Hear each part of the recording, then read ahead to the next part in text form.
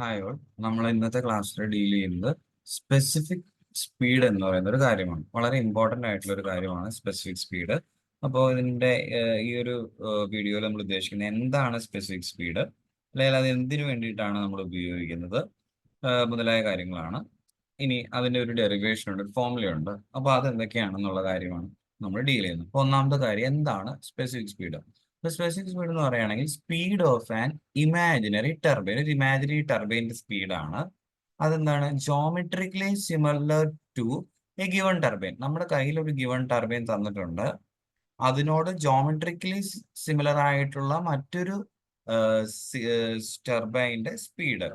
പക്ഷെ ആ ഇമാജിനറി ടർബൈൻ്റെ ഒരു പ്രത്യേകതയുണ്ട്, which will develop 1 kilowatt power under one net head of under A net head of 1 meter.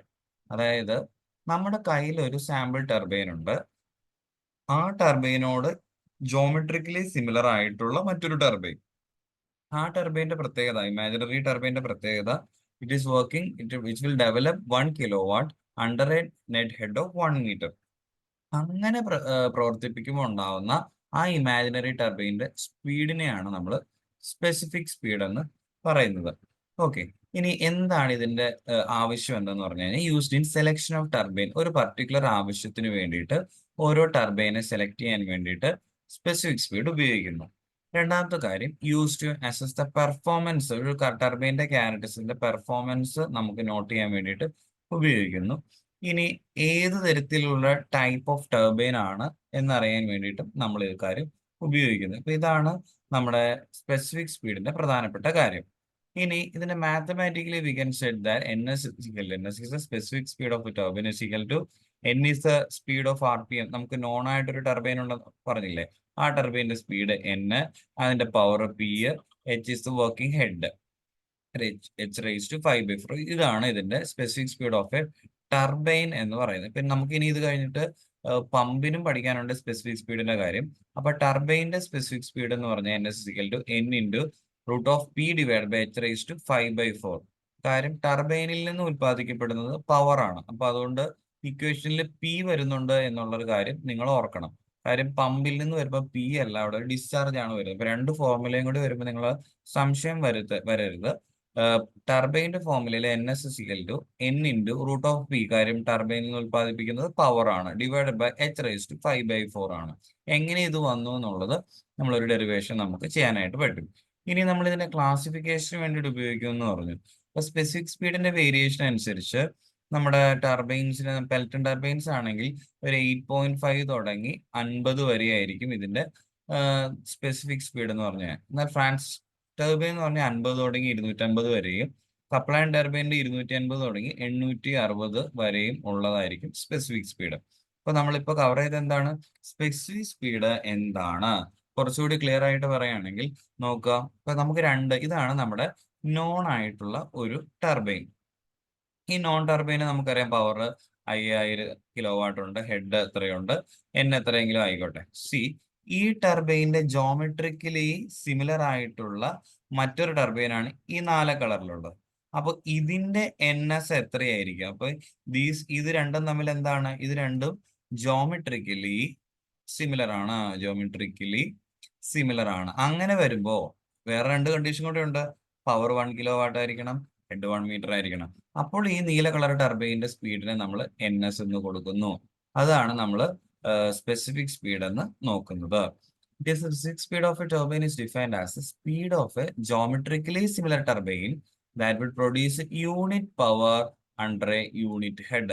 Power 1 kilowatt വരുമ്പോൾ എച്ചിന്റെ value 1 meter ആയിരിക്കുമ്പോൾ geometrically similar ആയിട്ടുള്ള ഈ ഒരു ടർബൈൻ്റെ സ്പീഡ് എന്തിനെയാണ് നമ്മൾ സ്പെസിഫിക് സ്പീഡ് എന്ന് പറയുന്നത്. ഇപ്പൊ പലതരത്തിലുള്ള ടർബൈനുകൾ കമ്പയർ ചെയ്യുന്നതിന് വേണ്ടിയിട്ട് സ്പെസിഫിക് സ്പീഡുകൾ നമ്മൾ ഉപയോഗിക്കാറുണ്ട്. ഇനി സ്പെസിഫിക് സ്പീഡിന്റെ ഒരു ഇക്വേഷൻ എങ്ങനെയാണ് നമ്മൾ എഴുതി ഡെവലപ്പ് ചെയ്യുന്നതെന്നാണ് നമ്മൾ നോക്കുന്നത്. അപ്പൊ നമുക്ക് അതിന് ആദ്യം നമുക്കറിയാം overall efficiency is equal to എന്ത് വരുന്നു, P divided by shaft power divided by water power ആയിട്ടുള്ള റോ ജി ക്യു എച്ച്. അപ്പൊ നമുക്ക് ഇതിനകത്തുനിന്ന് പി എ, ഷാഫ്റ്റ് പവറിനെ ഞാൻ പി എന്ന ലെറ്റർ കൊണ്ട് നോട്ട് ചെയ്യുകയാണെങ്കിൽ ഈറ്റ 0 ഇൻറ്റു റോ ജി QH. അപ്പൊ ഇതിൽ നിന്ന് എനിക്ക് ഒരു കാര്യം എഴുതാൻ പറ്റും. ഈ P എന്ന് പറയുന്ന power which is proportional to discharge Q and head H. അപ്പൊ ഈ പവറിന്റെ ഇക്വേഷൻ ആണ് നമ്മൾ ഇവിടെ എഴുതിയത്. പവർ പ്രൊപ്പോർഷണൽ ടു Q ആണ്, പവർ പ്രൊപ്പോർഷണൽ ടു H-ഉമാണ്. ഓക്കെ, അപ്പൊ ഇതിനെ ഞാൻ ഒരു ഇക്വേഷൻ നമ്പർ 1, ഇതിന്റെയാണ് ഈ PDF കൊടുത്തിരിക്കുന്ന കാര്യം ഇത് തന്നെയാണ്. സി, ഇതാണ് നമ്മുടെ ഫസ്റ്റ് ഇക്വേഷൻ നമ്പർ 1. ഇനി നമുക്ക് അറിയാവുന്ന കുറച്ച് മറ്റു കാര്യങ്ങളുണ്ട്. നമ്മൾ പ്രോബ്ലംസ് ഒക്കെ പെൽറ്റൺ ടർബൈനിന്റെ പ്രോബ്ലംസ് ചെയ്ത് കഴിഞ്ഞപ്പോൾ നമ്മൾ പഠിച്ചിരുന്നു U = 5 × √2GH നമ്മൾ പഠിച്ചു. അങ്ങനെയാണെങ്കിൽ U ഈസ് പ്രൊപ്പോർഷണൽ ടു എന്താണ്? √H എന്ന് നമുക്ക് എഴുതാം. അതുപോലെ തന്നെ യുവിന്റെ മറ്റൊരു ഇക്വേഷൻ നമ്മൾ പഠിച്ചു, എന്താണ്? U = πdn/60. So U is proportional to D and N എന്നുള്ള രീതിയിൽ നമുക്ക് എഴുതാനായിട്ട് പറ്റും. ഓക്കെ, അപ്പോ നമുക്കൊരു കാര്യം ചെയ്യാം. ദാറ്റ് ഈസ്, നോക്കൂ, U = πdn/60 വേറെ D is the √h/n എന്ന് വേണമെങ്കിൽ എഴുതാം. ഡിയുടെ വാല്യൂവിന് നമ്മൾ √h/n എന്നും കൂടെ എഴുതി കേട്ടോ. ഈ ഇക്വേഷനിൽ നിന്ന് D = √h/n. അതിന്റെ കാര്യം എന്താണ്? നമുക്ക് πdn/60 എന്ന് പറഞ്ഞാൽ U പ്രൊപ്പോർഷണൽ ടു D/n ആണ്. അപ്പൊ D യെ ഞാൻ ഒരു സ്ഥലത്തേക്ക് കൊണ്ടുവരികയാണെങ്കിൽ U/n എന്ന് വരും. യുവിന് പകരം എനിക്ക് എന്താ, D ഒരു കാര്യം ഉള്ളത് കൊണ്ട് D പ്രൊപ്പോർഷണൽ ടു √h/n എന്ന് വേണമെങ്കിലും എനിക്ക് എഴുതാം. അപ്പൊ ചെയ്ത കാര്യം ഇത്ര മാത്രമേ ഉള്ളൂ. ദാറ്റ് ഈസ് U = ഇനി അടുത്ത് വേറൊരു കളറിൽ എഴുതുകയാണ്. സി, ഇനി നമ്മൾ ഒന്നാമത്തെ ഫോർമുല കഴിഞ്ഞ് കഴിഞ്ഞാൽ U = 5 × √2GH എന്ന് എഴുതി. അതിൽ നിന്ന് എനിക്ക് എന്താ, U പ്രൊപ്പോർഷണൽ ടു √h എന്ന് എഴുതാം. അതുപോലെ തന്നെ നമുക്ക് മറ്റൊരു ഫോർമുല U = πdn/60 എന്ന് എഴുതി. ദാറ്റ് ഈസ് D എന്ന് പറയുമ്പോഴത്തേക്കും എനിക്ക് വേണമെങ്കിൽ U/n പ്രൊപ്പോർഷണൽ ആണെന്ന് എഴുതാം. U പ്രൊപ്പോർഷണൽ ആണ് √h, അപ്പോൾ എനിക്ക് D പ്രൊപ്പോർഷണൽ ടു √h/n എന്ന് എഴുതി. ഇതാണ് ഇക്വേഷൻ നമ്പർ 3. ഇനി ഒരു കാര്യം കൂടി നമ്മളൊന്ന് നോട്ട് ചെയ്യാണ്. ഡിസ്ചാർജിന്റെ ഇക്വേഷൻ നമുക്കറിയാം. ഡിസ്ചാർജിന്റെ equation Q = area into velocity. Area എന്ന് പറയുകയാണെങ്കിൽ π × D. πd എന്ന് പറഞ്ഞത് ഒരു സർക്കുലർ സിലിണ്ടറിന്റെ ഒരു ഏരിയ ആണ് പറയുന്നത്, ടോട്ടൽ ഏരിയ. π × D അതിന്റെ പെരിമീറ്റർ ഇൻറ്റു അതിന്റെ വിഡ്ത്ത് ചെയ്യുമ്പോഴത്തേക്ക് അതിന്റെ ടോട്ടൽ സർഫസ് ഏരിയ കിട്ടുന്നു, into VF is peripheral velocity എന്നുള്ള രീതിയിൽ എഴുതാം. അതായത് നമുക്ക് ഈ ഒരു കാര്യത്തിനെ π കോൺസ്റ്റന്റ് ആയതുകൊണ്ട് നമുക്കൊരു കാര്യം എഴുതാൻ പറ്റും. Q proportional to discharge proportional to D × V × VF എന്ന് എഴുതാം. ഇനി ഈ പർട്ടിക്കുലർ VF-നെ നമുക്ക് എങ്ങനെ എഴുതാം? √2GH ആണ്. ഇവിടെ കോൺസ്റ്റന്റ് ഓഫ് പ്രൊപ്പോർഷണാലിറ്റി വേറെ ആയിരിക്കും എന്നേ ഉള്ളൂ. സോ VF-ഉം ഓൾസോ പ്രൊപ്പോർഷണൽ ടു എന്ത് തന്നെയാണ്? √h തന്നെയാണ്. അതുപോലെ തന്നെ B പ്രൊപ്പോർഷണൽ ടു, ബാക്കിയുള്ള D അല്ലേ, DB, ആ D പ്രൊപ്പോർഷണൽ ടു D കൂടുന്നതിനനുസരിച്ച് ബിയും കൂടുന്നു. അതുകൊണ്ട് നമുക്ക് എന്ത് എഴുതാൻ പറ്റും? In effect Q proportional to D². കാര്യം എന്താ, ഡിയും ബിക്ക് പകരം D തന്നെ എഴുതാം നമുക്ക് വേണമെങ്കിൽ, ഇൻറ്റു √h എന്ന് നമുക്ക് വേണമെങ്കിൽ എഴുതാം. That is Q proportional to D² × √h. ഇതാണ് നാലാമത്തെ ഇക്വേഷൻ എഴുതിയത്. ഇനി നമുക്കൊരു കാര്യം ചെയ്യാം. നമ്മൾ ആ ഇക്വേഷൻ Q പ്രൊപ്പോർഷണൽ ടു, അതായത് Q proportional to D² × √h എന്ന് പറയുന്ന ഇക്വേഷനിൽ ഡിക്ക് നമ്മൾ സബ്സ്റ്റിറ്റ്യൂട്ട് ചെയ്യാണ്. ഡിക്ക് തൊട്ട് മുമ്പ് നമ്മൾ എന്താ പറഞ്ഞു വെച്ചാൽ D പ്രൊപ്പോർഷണൽ ടു √h/n എന്നല്ലേ പറഞ്ഞത്. ആ √h/n ഹോൾ² ഇൻറ്റു √h എന്ന് എഴുതി. അപ്പൊ Q പ്രൊപ്പോർഷണൽ ടു √h-ന്റെ square h/n² into h. That is Q proportional to h⁻³ എന്ന് വന്നു. ഇക്വേഷൻ 5. ഇനി നമ്മൾ ഏറ്റവും ആദ്യത്തെ ഇക്വേഷൻ എന്താ എഴുതിയത്? Power proportional to Q × h. ക്യൂവിന് നമ്മളിപ്പോ നിലവിൽ എന്താ എഴുതിയിരുന്നത്? അപ്പൊ ഈ proportional to h⁻³ into h. അതായത് P പ്രൊപ്പോർഷണൽ ടു ഇതൊന്നും വന്ന് h⁻⁴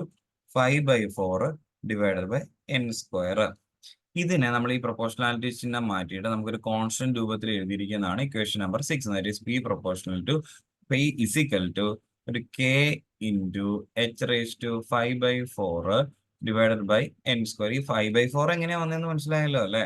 കാര്യം ഈ h⁻⁴ 3/2 ഇൻറ്റു എച്ച് വന്നപ്പോഴാണ് 3/2 + 1 5/4 എന്നുള്ള രീതിയിലേക്ക് എടുത്തു വെക്കണം. ക്ലിയർ ആയെന്ന് വിചാരിക്കുന്നു. 5/2 ആണ് കേട്ടോ, സോറി 5/4 അല്ല, 5/2.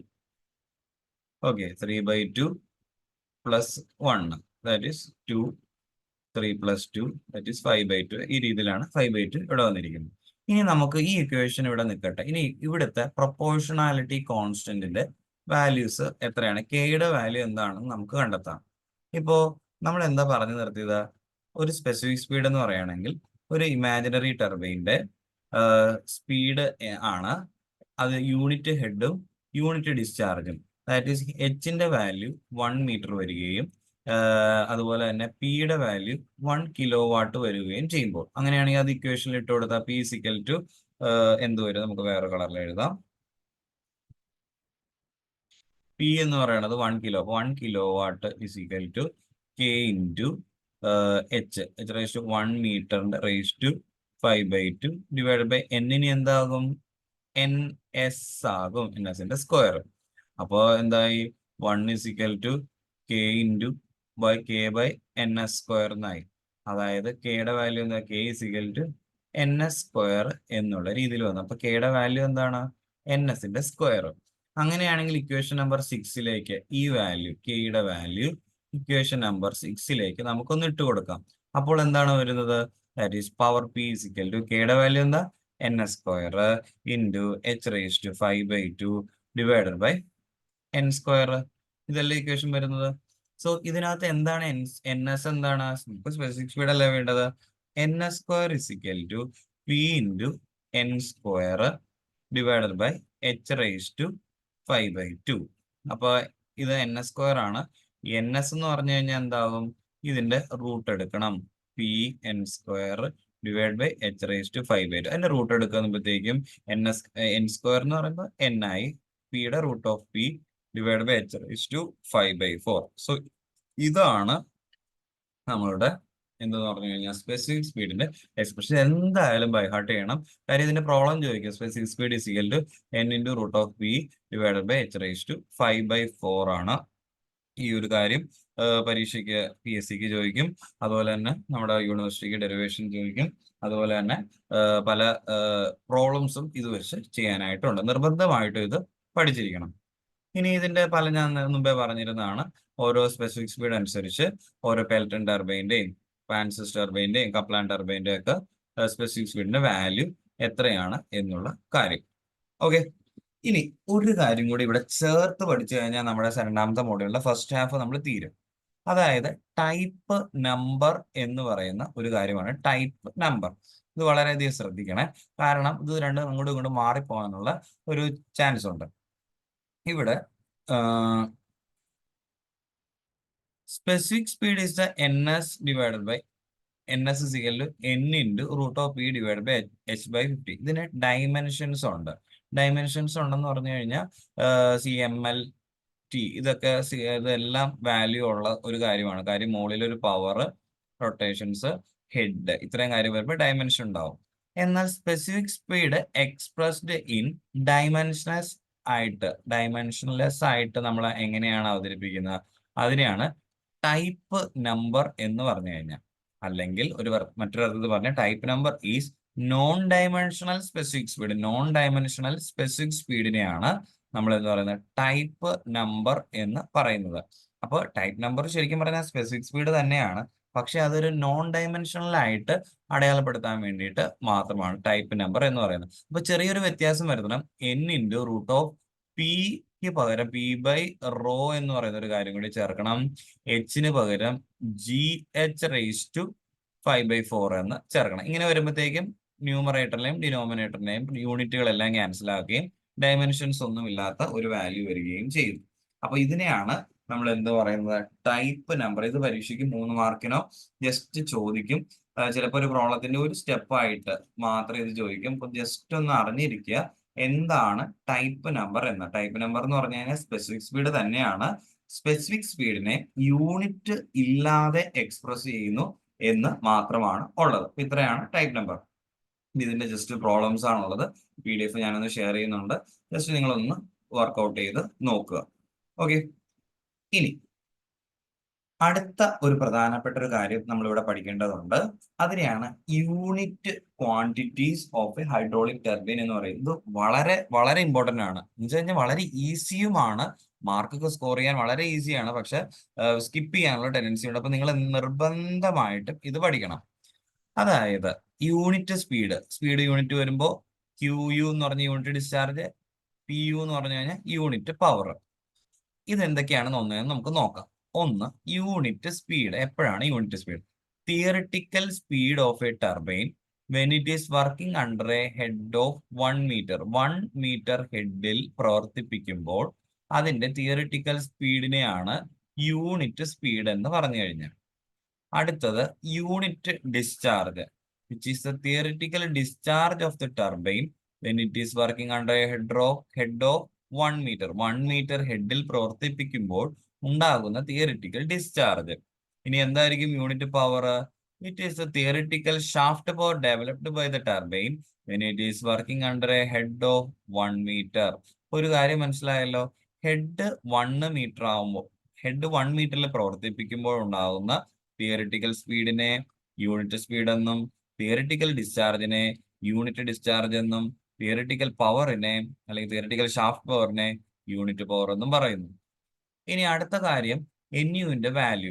N U is equal to N divide by root H, Q is equal to Q divide by root H, P U is equal to P divide by H raise to ഇവിടെ ഒരു 3/2 ആണെന്ന് നിങ്ങൾ ഓർക്കണം. 3/2. ഈ 3 ഫോർമുലകൾ പഠിക്കാനുള്ള ഫോർമുലയാണ്, ബൈ ഹാർട്ട് ചെയ്യേണ്ട ഫോർമുലയാണ്. ഇതിന്റെ ഡെറിവേഷനും പരീക്ഷയ്ക്ക് ചോദിച്ചിട്ടുണ്ട്. വേരിയസ് യൂണിറ്റ് ക്വാണ്ടിറ്റീസ് ഏതൊക്കെയാണ് എന്നുള്ള രീതിയിൽ പരീക്ഷയ്ക്ക് ചോദിച്ചിട്ടുണ്ട്. അപ്പൊ ഈ 3 ഫോർമുലകളും പ്രോബ്ലംസ് ഇവിടുന്ന് ഡയറക്റ്റ് പ്രോബ്ലംസ് ചോദിക്കും. വളരെ സിമ്പിൾ ആയിട്ടുള്ള പ്രോബ്ലംസ് ചോദിക്കും. അത് നിങ്ങൾ പഠിക്കണം. അതാണ് നമ്മൾ അടുത്ത കാര്യം പറയാൻ പോകുന്നത്. അപ്പൊ എന്താണ് യൂണിറ്റ് ക്വാണ്ടിറ്റീസ് എന്ന് മനസ്സിലായല്ലോ. 1 മീറ്റർ ഹെഡിൽ വർക്ക് ചെയ്യുമ്പോൾ ഉണ്ടാവുന്ന തിയറിറ്റിക്കൽ സ്പീഡും തിയറിറ്റിക്കൽ ഡിസ്ചാർജും തിയറിറ്റിക്കൽ പവറും അതിന്റെ എക്സ്പ്രഷൻ ജസ്റ്റ് പറഞ്ഞു എന്നേ ഉള്ളൂ. ഇനി ഈ എക്സ്പ്രഷനിലേക്ക് നമ്മൾ എത്തിച്ചേരാനായിട്ട് പോവുകയാണ്. സി, വളരെ ഈസി ആയിട്ടാണ് നമ്മൾ ഇതിന്റെ ഓരോ ഡെറിവേഷനും ഡീൽ ചെയ്യുന്നത്. വളരെയധികം ശ്രദ്ധിക്കുക. യൂണിറ്റ് സ്പീഡ് എന്ന് വെച്ച് കഴിഞ്ഞാൽ ഹെഡ് എച്ചിന്റെ വാല്യൂ 1 മീറ്റർ ഉണ്ടായിരിക്കുന്ന സമയത്തുള്ള theoretical discharge. As we know U is equal to, നമുക്കറിയാമല്ലേ, U is equal to 5 into root of 2gh എന്ന് നമ്മൾ ഇക്വേഷൻ പഠിച്ചിട്ടുണ്ട്. സോ യു എന്താണ്? Which is proportional to root H. Also U is equal to 5dn. ഇത് രണ്ടും ബെൽറ്റന്റെ ഫോർമുലയിൽ നമ്മൾ പഠിച്ചിട്ടുള്ളതാണ്. 5dn/60, that is U proportional to d into n. That is n is proportional to U. അപ്പൊ ഇത് d u proportional to n ആണെങ്കിൽ n is proportional to എന്തായിരിക്കും? u ആയിരിക്കും. That is n proportional to u. ആർക്ക് proportional ആണ്? u നമുക്കറിയാം, ഇവിടെ എഴുതിയിട്ടുണ്ട്, u റൂട്ട് എച്ചിന്. അപ്പൊ n എന്തിനു പ്രൊപ്പോർഷണൽ ആയിരിക്കും? n റൂട്ട് എച്ചിന് പ്രൊപ്പോർഷണൽ ആയിരിക്കും. അങ്ങനെയാണെങ്കിൽ നമുക്ക് എങ്ങനെ എഴുതാൻ പറ്റും? ഇതിനൊരു കോൺസ്റ്റന്റ് ഓഫ് പ്രൊപ്പോർഷണാലിറ്റി ഇട്ട് കഴിഞ്ഞാൽ n is equal to k1 into root H അല്ലേ. ഇനി k1ന്റെ വാല്യൂ കണ്ടുപിടിക്കുകയാണ് നമ്മുടെ ലക്ഷ്യം. എന്നിന്റെ വാല്യൂ, എച്ചിന്റെ വാല്യൂ, ഹെഡിന്റെ വാല്യൂ എത്രയാണ്? 1 മീറ്റർ ആകുമ്പോൾ k1 ഇൻറ്റു 1. അപ്പോഴുള്ള സ്പീഡാണ് എന്ത് സ്പീഡ് എന്നാണ് തിയററ്റിക്കലി നമ്മളത് യൂണിറ്റ് സ്പീഡ്. അപ്പൊ എൻ യുവിന്റെ വാല്യൂ ഇസിക്കൽ ടു k1. അപ്പൊ k1ന്റെ വാല്യൂ കിട്ടിയത് എത്രയാണ്? nu ആണ്. So that we can write ഈ ഇക്വേഷനിൽ k1ന്റെ വാല്യൂ ഇട്ട് കൊടുത്താൽ എന്ത് വരും? n ഇസിക്കൽ ടു k1ന്റെ value nu into root h. That is nu is equal to എന്താണ്? n by root h. ഇത്രയേ ഉള്ളൂ ഡെറിവേഷൻ എന്ന് പറഞ്ഞു കഴിഞ്ഞാൽ. ക്ലിയർ ആയെന്ന് വിചാരിക്കുന്നു. nu is equal to n by root h. അടുത്ത കാര്യം എന്ന് പറയുകയാണെങ്കിൽ യൂണിറ്റ് ഡിസ്ചാർജ്. ഇത് വളരെ സിമ്പിൾ ആയിട്ടുള്ള കാര്യമാണ്. നമുക്കറിയാം ഡിസ്ചാർജ് എന്താണ്? ഹെഡ് 1 ആയിരിക്കുമ്പോൾ, 1 മീറ്റർ ആയിരിക്കുമ്പോൾ ഉണ്ടാകുന്ന ഡിസ്ചാർജ് ആണ് യൂണിറ്റ് ഡിസ്ചാർജ്. നമുക്കറിയാം Q is equal to area into velocity ആണ്. ഈ വെലോസിറ്റി എന്ന് പറഞ്ഞ കാര്യങ്ങൾ നമ്മൾ VF also proportional to root H ആണ്. സോ നമുക്ക് എന്ത് എഴുതാം കഴിഞ്ഞാൽ Q proportional to root H എന്ന് എനിക്ക് എഴുതാം. കാര്യം Q പ്രൊപ്പോർഷണൽ ടു എന്താണ്? VF ആണ്. VF proportional to root H ആണെങ്കിൽ Q proportional to root H ആണ്. അപ്പൊ ഈ പ്രൊപ്പോർഷണാലിറ്റി കോൺസ്റ്റന്റ് മാറ്റി കഴിഞ്ഞാൽ Q is equal to K2 into root H. ഇനി നമുക്ക് K2ന്റെ വാല്യൂ കണ്ടുപിടിക്കാൻ പോവാണ്. അപ്പൊ ഇവിടെ എന്താണ്? എച്ചിന്റെ വാല്യൂ 1 മീറ്റർ ഇട്ട് കൊടുക്കുക. അപ്പൊ എച്ചിന്റെ വാല്യൂ 1 മീറ്റർ ആകുമ്പോ ക്യൂ ബിക്കംസ് എന്താ, ക്യൂ യു ആകും.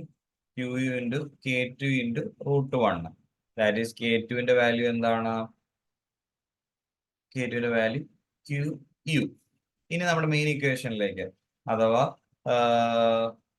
ഈ ഒരു ഇക്വേഷനിലേക്ക് ഇട്ട് കൊടുക്കുകയാണെങ്കിൽ എന്ത് വരും, ക്യൂ ഇസ് ഇക്വൽ ടു K2ന്റെ value Q U into √h. That is Q യുന്റെ വാല്യൂ എന്താണ്, Q is equal to Q by √h എന്ന് വരുന്നു. ഇത് വളരെ സിമ്പിൾ ആയിട്ടുള്ള ഒന്നുമില്ല, വളരെ സിമ്പിൾ ആയിട്ടുള്ള കാര്യമാണ്. ഇനി അടുത്ത യൂണിറ്റ് പവർ. പവറിന്റെ ഇക്വേഷൻ എന്ന് പറഞ്ഞു കഴിഞ്ഞാൽ നമുക്കറിയാം overall efficiency is equal to shaft power divide by rho g Q H എന്ന് എഴുതാം. That is power shaft power is equal to overall efficiency into rho g Q H.